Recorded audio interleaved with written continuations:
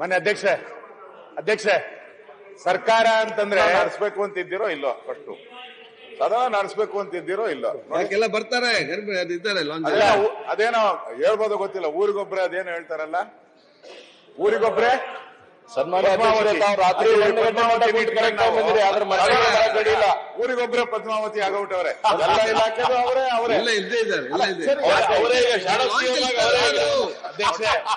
ಇದೇ ಸ್ಥಿತಿ ನಾವಿದ್ದ ರಾತ್ರಿ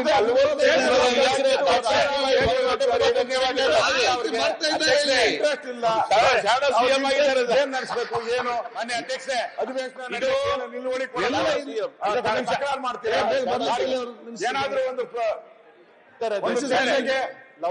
ಚರ್ಚೆ ಆಗ್ಬೇಕು ಅದಕ್ಕೂ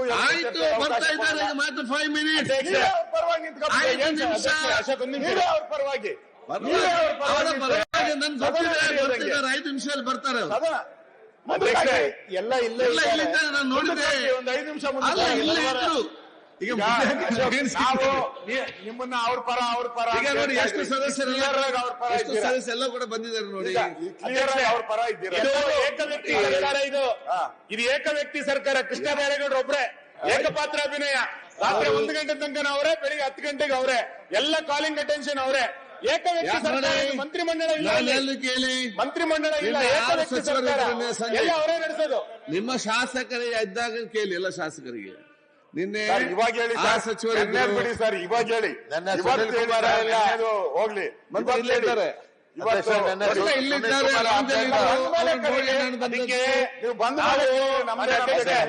ನೀವು ಪ್ರಕಟ ಮಾಡೋದಕ್ಕಿಂತ ಮುಂಚೆ ನಾವೆಲ್ಲರೂ ಕೂಡ ಒಟ್ಟಾಗಿ ತೀರ್ಮಾನ ಮಾಡಿದೀವಿ, ನಿಮಗೆ ಈ ಸರಿ ಶಾಸಕರ ಪ್ರಶಸ್ತಿ ಕೊಡೋದು. ಯಾಕೆಂದ್ರೆ ರಾತ್ರಿ ಎಲ್ಲರನ್ನು ಒಟ್ಟಾಕಿ ಕೂಡ್ತಿದ್ರಲ್ಲ, ನಿಮಗೆ ಪ್ರಶಸ್ತಿ ಸಲ್ಲಬೇಕದು. ಸರಿ, ಈಗ ನಿಮ್ಗೆ ಒಂದು ನೋಬೆಲ್ ಪ್ರಶಸ್ತಿ ಕೊಟ್ಬಿಡೋಣ. ಈಗ ನೋಬೆಲ್ ಪ್ರಶಸ್ತಿ ಕೊಟ್ಬಿಡೋಣ, ಫಸ್ಟ್ ಕ್ಲಾಸ್. ಈಗ ಎಲ್ಲ ಇದು ಕಾಲಿಂಗ್ ಅಟೆನ್ಷನ್ ಅಲ್ಲಿ ಪ್ರಭುತ್ವ ನೀವು ಎಲ್ಲಿಗೆ ಬೇಗ ಎದ್ದೋದದ್ದು? ಮಾನ್ಯ ಸಭಾಧ್ಯಕ್ಷರೇ, ಒಂದು ನಿಮಿಷ, ಪ್ರಶ್ನೋತ್ತರ ಮತ್ತು ಗಮನ ಸೆಳೆಯುವ ಸೂಚನೆಯಲ್ಲಿ ಹೊಸ ಪರಂಪರೆ, ನಮಗದು ನೆಗ್ಲೆಕ್ಟ್ ಆಗದೆ ರಾತ್ರಿ ಇಡೀ ಆದ್ರೂ ಕೂತು ಮುಗಿಸಿ ಕೊಡ್ತೀರಾ ಅನ್ನುವಂತ ಸಿಸ್ಟಮ್ ಮಾಡಿದ್ದೀರಿ. ಒಳ್ಳೆ ಮಾಡೆಲ್. ನಮ್ಗೆ ಸೆಷನ್ ಬಂದು ಪ್ರಶ್ನೋತ್ತರ ಕೇಳ್ಕೊಳ್ಲಿಕ್ಕೆ ಆಗ್ಲಿಲ್ಲ, ಕಾಲಿಂಗ್ ಅಟೆನ್ಷನ್ ಕೇಳ್ಕೊಳ್ಲಿಕ್ಕೆ ಆಗ್ಲಿಲ್ಲ ಅನ್ನುವ ಸಿಸ್ಟಮ್ ಇಂದ ಅಷ್ಟನ್ನು ಮುಗಿಸಿ ಕೊಡುವಂತ ಒಂದು ಸಿಸ್ಟಮ್ ಸ್ಟಾರ್ಟ್ ಮಾಡಿದ್ದೀರಿ. ಒಳ್ಳೆ ಮಾಡೆಲ್. ತಮ್ಗೆ ಅಭಿನಂದನೆ ಹೇಳ್ತಾ ಇದ್ದೇನೆ ಸಭಾಧ್ಯಕ್ಷರು. ಈಗ ಒಂದು ಸಂತಾಪ ಸೂಚನೆ. ಎಷ್ಟು ದಿನ ಸಾಯ್ತಾರೆ? ವೃಕ್ಷ ಮಾತೆ ಎಂದೇ ಜನಪ್ರಿಯರಾಗಿದ್ದ ಶ್ರೀಮತಿ ತುಳಸಿ ಗೌಡ ಅವರು ನಿಧನ ಹೊಂದಿರುವುದನ್ನು ಈ ಸದನಕ್ಕೆ ಅತ್ಯಂತ ವಿಷಾದದಿಂದ ತಿಳಿಯಬಯಸುತ್ತೇನೆ. ಅಂಕೋಲಾ ತಾಲೂಕು ಹೊನ್ನಳ್ಳಿಯ ಶ್ರೀಮತಿ ತುಳಸಿ ಗೌಡ ಅವರು ಹಾಲಕ್ಕಿ ಬುಡಕಟ್ಟು ಸಮುದಾಯದ ಬಡ ಕುಟುಂಬದಲ್ಲಿ ಜನಿಸಿದರು. ಪರಿಸರದ ಬಗ್ಗೆ ಅಪಾರ ಕಾಳಜಿ ಹೊಂದಿದ್ದರು. ಮರಗಳೊಂದಿಗೆ ಅನುಭವ ಹಾಗೂ ಅಪಾರ ಜ್ಞಾನವನ್ನು ಹೊಂದಿದ್ದ ಅವರು ಅರಣ್ಯದ ಎಂಕ್ಲೈಸೋಪೀಡಿಯಾ ಎಂದೇ ವೃಕ್ಷ ಮಾತೆ ಎಂದೇ ಪ್ರಖ್ಯಾತರಾಗಿದ್ದರು. 300ಕ್ಕೂ ಹೆಚ್ಚಿನ ಮರಗಳ ಪ್ರಭೇದಗಳನ್ನು ತಿಳಿದ ಅವರು ನಿಂತ ಜಾಗದಲ್ಲೇ ಅವುಗಳ ಬಗ್ಗೆ ವಿವರಿಸುವಷ್ಟು ಜ್ಞಾನವನ್ನು ಹೊಂದಿದ್ದರು. ಅರಣ್ಯ ಇಲಾಖೆಯ ಜೊತೆ ಕೈಜೋಡಿಸಿ 65ಕ್ಕೂ ಹೆಚ್ಚು ವರ್ಷಗಳಿಂದ ಪರಿಸರ ಸಂರಕ್ಷಣೆ ಹಾಗೂ ಪರಿಸರ ಜಾಗೃತಿ ಮೂಡಿಸುವ ಕಾರ್ಯದಲ್ಲಿ ತೊಡಗಿದ್ದರು. ಬಾಲ್ಯದಲ್ಲೇ ವಿಧೇಯವಾದ ತುಳಸಿ ಗೌಡ ಮರಗಳಲ್ಲೇ ಮಕ್ಕಳು ಹಾಗೂ ಕುಟುಂಬವನ್ನು ಕಂಡವರು. ಒಂದು ಕಾಲದಲ್ಲಿ ಕಾಡಿನಿಂದ ಸೌದೆ ತರುತ್ತಿದ್ದ ಅವರು ಇಂದು ಕಾಡನ್ನೇ ನಿರ್ಮಿಸಿ ಸಮಾಜಕ್ಕೆ ಕೊಡುಗೆ ನೀಡಿದ್ದಾರೆ. ಲಕ್ಷಾಂತರ ಮರಗಳನ್ನು ನೆಟ್ಟು ಪೋಷಿಸಿದ ಅವರ ಪರಿಸರ ಪ್ರೇಮಕ್ಕಾಗಿ 2021ರಲ್ಲಿ ಪದ್ಮಶ್ರೀ ಪ್ರಶಸ್ತಿ ಬಂದಿತು. ಅಲ್ಲದೆ ರಾಜ್ಯೋತ್ಸವ, ಪ್ರಿಯದರ್ಶಿನಿ, ವೃಕ್ಷಮಿತ್ರ ಸೇರಿದಂತೆ ಹಲವಾರು ಪ್ರಶಸ್ತಿಗಳು ಇವರಿಗೆ ಸಂದಿದೆ. ವೃಕ್ಷಗಳ ಆರೈಕೆ ಮೂಲಕ ಪ್ರಸಿದ್ಧಿ ಪಡೆದಿದ್ದ 81 ವರ್ಷದ ವೃಕ್ಷ ಮಾತೆ ಶ್ರೀಮತಿ ತುಳಸಿ ಗೌಡ ಅವರು ದಿನಾಂಕ 16/12/2024 ನಿಧನ ಹೊಂದಿರುತ್ತಾರೆ. ಮಾನ್ಯ ಸದಸ್ಯರು,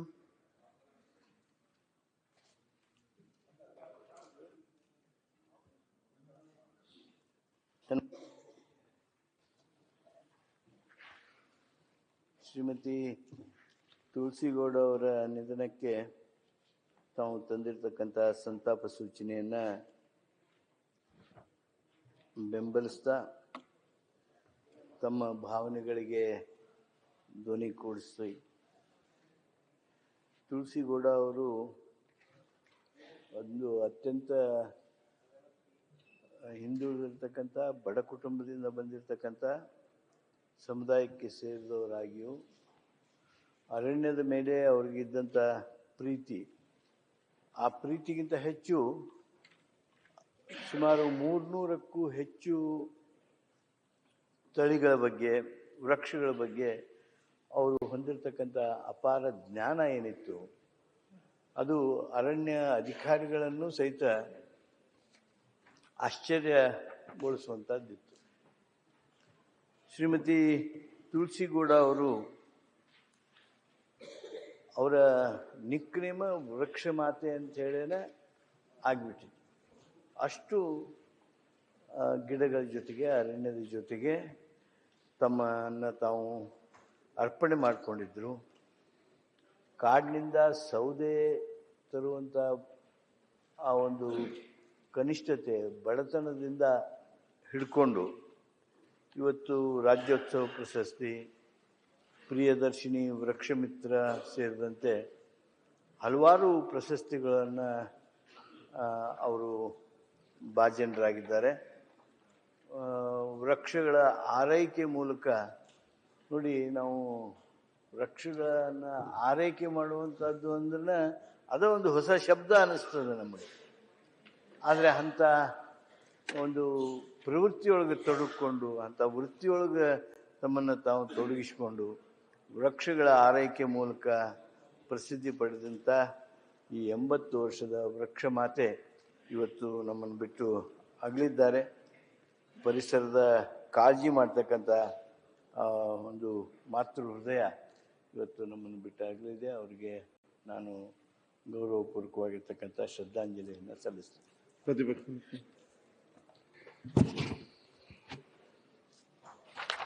ಸನ್ಮಾನ್ಯ ಅಧ್ಯಕ್ಷರೇ, ವೃಕ್ಷಮಾತೆ ಎಂದು ಜನಪ್ರಿಯರಾಗಿ ಅವರನ್ನ ವೃಕ್ಷಮಾತೆ ಅಂತ ಕರೀತಾ ಇರ್ತಕ್ಕಂಥ ಶ್ರೀಮತಿ ತುಳಸಿ ಗೌಡ ಅವರು ಇವತ್ತು ನಮ್ಮ ಮಧ್ಯೆ ಇಲ್ಲ. ನಾನು ಕೂಡ ಇದಕ್ಕೆ ವಿಷಾದ ವ್ಯಕ್ತ ಮಾಡಕ್ಕೆ ಬಯಸ್ತೀನಿ. ಒಂದು ಬಡ ಕುಟುಂಬದಲ್ಲಿ ಹುಟ್ಟಿದ್ರು ಕೂಡ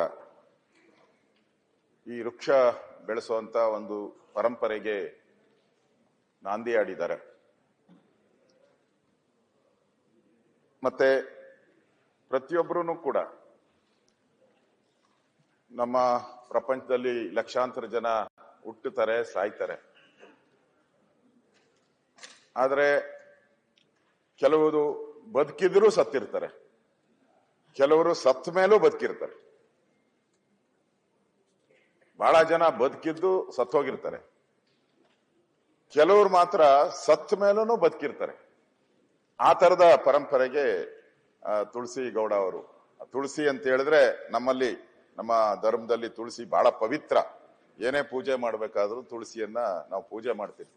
ಗ್ರಹಣ ಬರ್ಲಿ, ನೀರ್ಗೆ ತುಳಸಿ ಹಾಕಿ ನೀರ್ ಕುಡಿಯುವಂಥದ್ದು ಇದಲ್ಲ. ನಿಜವಾಗೂ ಆ ರೀತಿಯಾದಂತ ಒಂದು ವೃಕ್ಷ ಸಂಪತ್ತನ್ನ, ಪರಿಸರವನ್ನ ಕಾಪಾಡೋ ಅಂತ ದೃಷ್ಟಿಯಲ್ಲಿ ಈ ತಾಯಿ ತುಳಸಿ ಗೌಡ ಅವರು ಮಾಡಿರ್ತಕ್ಕಂಥ ಒಂದು ಸಾಧನೆಗೆ ಸ್ವತಃ ಪ್ರಧಾನಮಂತ್ರಿಗಳು ಕೂಡ, ನರೇಂದ್ರ ಮೋದಿ ಅವರು ಕೂಡ ಅವ್ರಿಗೆ ನರೇಂದ್ರ ಮೋದಿ ಅವರಿಗೆ ಆಶೀರ್ವಾದ ಮಾಡಿದ್ದಾರೆ. ಬಿರಿಗಾಲಲ್ಲಿ ಹೋದಾಗ ನರೇಂದ್ರ ಮೋದಿ ಅವರು ಎದ್ದು ಅವರಿಗೆ ನಮಸ್ಕಾರ ಮಾಡಿದಾಗ ನರೇಂದ್ರ ಮೋದಿ ಅವರಿಗೂ ಆಶೀರ್ವಾದ ಮಾಡಿದ್ದಾರೆ. ಅಂತ ಒಬ್ಬ ಮಾತೆ ಇವತ್ತು ನಮ್ಮ ಮಧ್ಯೆ ಇಲ್ಲದೆ ಇರ್ತಕ್ಕಂಥದ್ದು ದುಃಖ ತಂದಿದೆ. ನಾನು ಕೂಡ ಅವ್ರಿಗೆ 81 ವರ್ಷ ವಯಸ್ಸಾಗಿತ್ತು.